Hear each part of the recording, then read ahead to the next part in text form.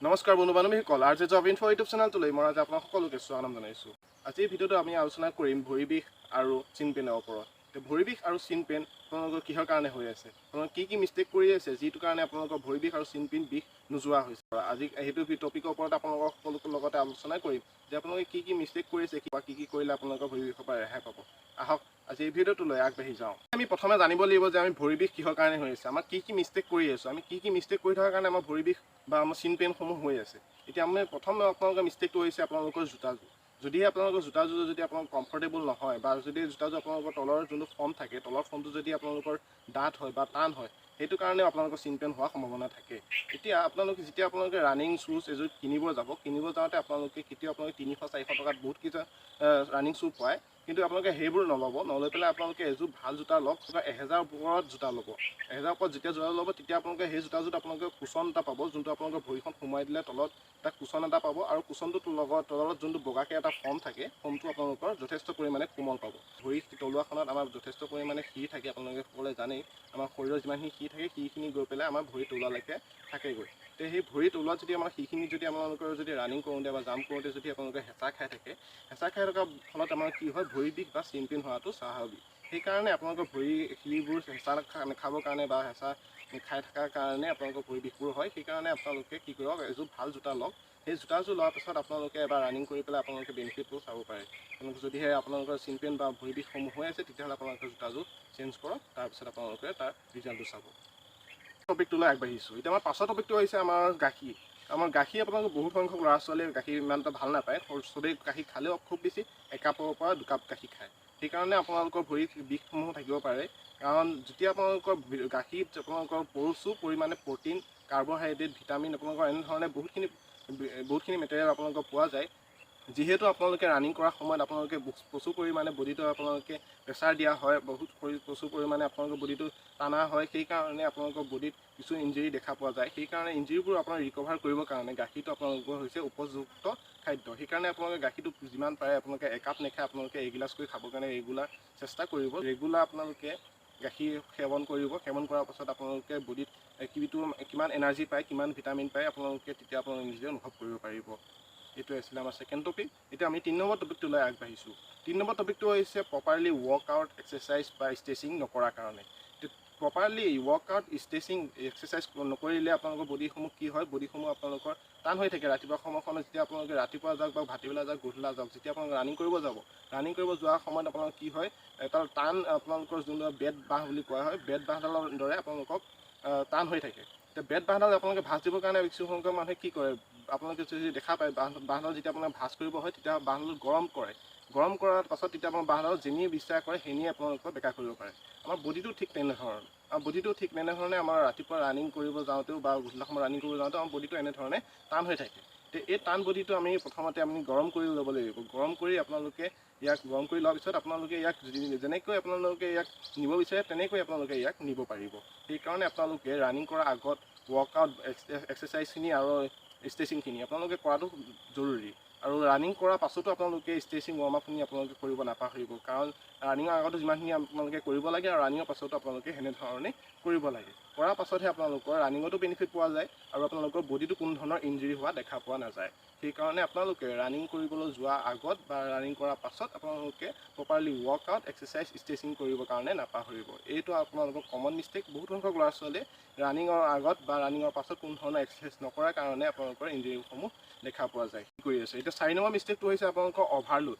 যেতিয়া আপোনালোকে ষ্ট্ৰেচিং ৱৰ্কআউটখিনি আপোনালোকে কৰি থাকিব, কৰি সময়ত আপোনালোকে কিছুমানে কয় যে বোল 100 মিটাৰ মাৰোঁগৈ। তেতিয়া আপোনালোকৰ যে বডিটো যদি আপোনালোকে নেটানে, যদি আপোনালোকে ষ্ট্ৰেচিং কৰি আপোনালোকে অলৰেডি ভাগৰ লাগি আছে বা বডিটো অলৰেডি ভাগৰুৱা হৈ আছে, তাৰপিছতো আপোনালোকে জোৰ জবৰদস্তি যদি বডিটো আনি পেলাই আপোনালোকে জোৰত যদি 100 মিটাৰ মাৰে বা জোৰত হ'লে আপোনালোকে 200 মিটাৰ মাৰিলে, তেতিয়া আপোনালোকে কি হয়, বডি কিছুমানত আপোনালোকৰ ফাঁক হৈ যায়। যিবোৰ আপোনাৰ মাচুল থাকে, অৰ্থাৎ আপোনালোকৰ যিবোৰ আপোনালোকৰ থাই মাচুলত কিছুমান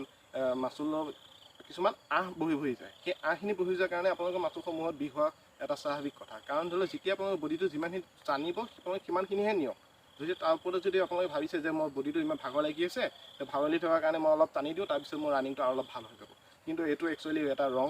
কিন্তু আপোনালোকে আপোনালোকে নালাগিবৰ কাৰণে আপোনালোকে কি কৰিব লাগিব, ৱৰ্কআউট, ষ্ট্ৰেচিং আপোনালোকে এনেধৰণে কৰি থাকিলে আপোনালোকৰ ভাগৰ নলগা হৈ যাব অলৰেডি।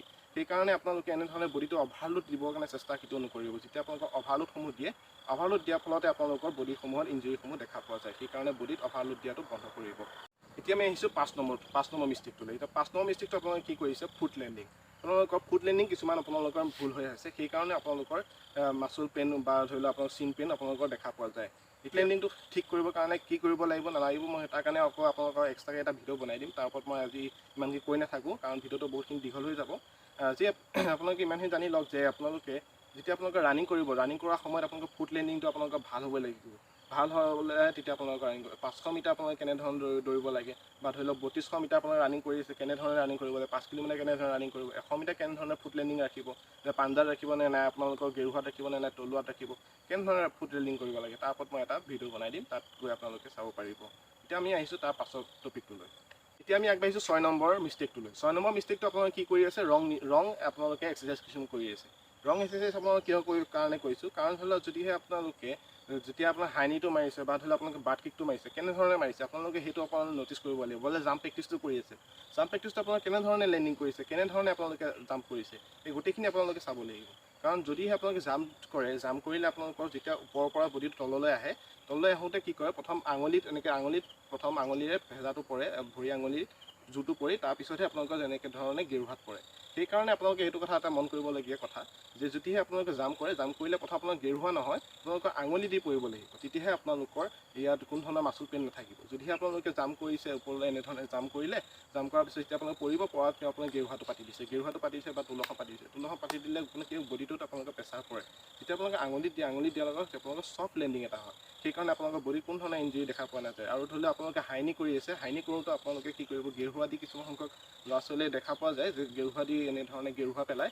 গেৰুহা পেলোৱাৰ কাৰণে আপোনালোকৰ ভৰি বিষসমূহ হয়। সেই গেৰুহা নেপেলাই আপোনালোকে আঙুলিত দিবৰ কাৰণে চেষ্টা কৰিব হাইনি, আৰু আপোনালোকে যিটো আপোনাৰ বাট কিক বুলি কৈছোঁ মই, বাট কিকটো কৰোঁতে আপোনালোকে মন কৰিব। ইয়াৰ ওপৰতো যদি আপোনালোকৰ ভিডিঅ' লাগে আপোনালোকে মোক কমেণ্ট কৰি জনাব। মই ইয়াৰ ওপৰতো আপোনালোকৰ যোনটো আপোনালোকৰ শুদ্ধ পদ্ধতিৰে আপোনালোকে এক্সাৰচাইজসমূহ কৰিব লাগে, কেনেধৰণে বডিটো ৰাখিব লাগে, কেনেধৰণে ফুট লেণ্ডিং কৰিব লাগে, ইয়াৰ ওপৰত যদি ভিডিঅ' লাগে আপোনালোকে কমেণ্ট কৰি জনাব পাৰে। মই তাৰ ওপৰত এটা ভিডিঅ' বনাই দিবৰ কাৰণে চেষ্টা কৰিম।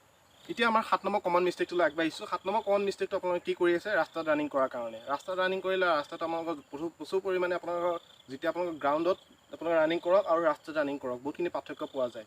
আপোনালোকৰ ৰাস্তাত যেতিয়া মোৰ পিছতে যোনটো এটা ৰাস্তা আছে, সেই ৰাস্তাত যদি আপোনালোকে ৰানিং কৰে, ৰানিং কৰিলেও আপোনালোকৰ ভৰি হ'ব পাৰে, কাৰণ আপোনালোকৰ জোতাযোৰ আপোনালোকৰ ভাল হ'ব লাগিব। যেতিয়া আপোনালোকৰ জোতাযোৰ ভাল হয়, তেতিয়া আপোনালোকে এনেধৰণৰ ৰাস্তাটো ৰানিং কৰিব পাৰিব। যদিহে মই আগৰ প্ৰথম টপিকটোত আপোনালোকক কৈছিলোঁ যে এযোৰ ভাল জোতা আপোনালোকে ক্ৰয় কৰিব, 1000 টকাৰ ওপৰত এযোৰ জোতা ল'ব, তেতিয়া আপোনালোকে তাৰ ওপৰত এটা কুচনো পাব, এটা ভাল ফৰ্মৰ জোতা এযোৰ পাব। যদি আপোনালোকে সস্তাতে আপোনালোকে যদি ল'ব বিচাৰে যে মই 300-400 ভিতৰতে এযোৰ ৰানিং শ্বুজ লৈ আহোঁ আৰু সেইযোৰতে আপোনালোকে ৰানিং কৰিম, যেতিয়া আপোনালোকে এনেধৰণে ভাবি আছে, তেতিয়াহ'লে আপোনালোকে এনেধৰণৰ চেষ্টা নকৰিব যে আপোনালোকে কম খৰচতে আপোনালোকৰ জোতাযোৰ আনি পেলাই ৰানিং নকৰিব। ৰানিং কৰাৰ ফলত আপোনালোকৰ কি হ'ব পাৰে, চিন পেইন আৰু ভৰি বিষসমূহ প্ৰচুৰ পৰিমাণে হোৱাটো চান্স বেছি থাকে। সেইকাৰণে আপোনালোকে হাত চাপিছত ৰানিং কৰিব হ'লে আপোনালোকে এযোৰ ভাল ৰানিং শ্বুজ এযোৰ হোৱাটো আপোনালোকৰ জৰুৰী। এইখিনিতে আপোনালোকৰ কাৰণে এটা প্ৰশ্ন হ'ল যে মোৰ ভৰি বিষ বা চিন পেইন ভাল হ'ব কি নহ'ব। এতিয়া ইয়াৰ এনচাৰ হৈছে ভাল হ'ব, যদিহে আপোনালোকে মই কোৱা ধৰণে আপোনালোকে যদিহে মানে। কাৰণ যেতিয়া আপোনালোকে ৰানিং কৰিব যাব, ৰানিং কৰাৰ আগত আপোনালোকে ৱাৰ্ম আপ, এক্সাৰচাইজ, ষ্ট্ৰেচিং, আৰু ৰানিং কৰাৰ পাছতো আপোনালোকৰ ৱাৰ্ম আপ, এক্সাৰচাইজ, ষ্ট্ৰেচিং আৰু কুল ডাউন এক্সাৰচাইজ আপোনালোকে প্ৰপাৰলি যদি আপোনালোকৰ যদি মানি চলে।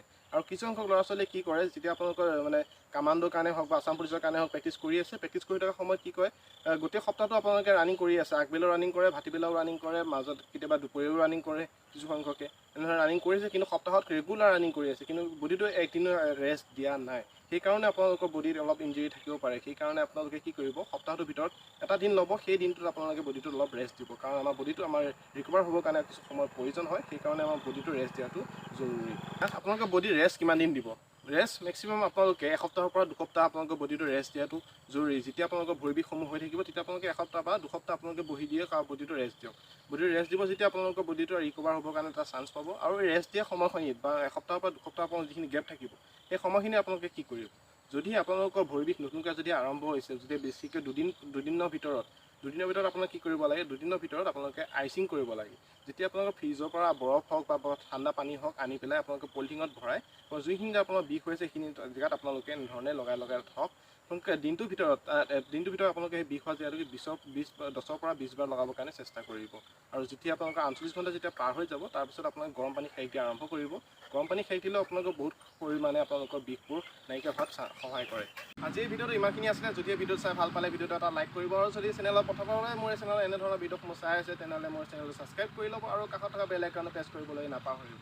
আজিলৈ মই বিদায় লৈছোঁ। পুনৰ লগ পাম নতুন এটা ভিডিঅ'ত। ধন্যবাদ। জয় আই অসম।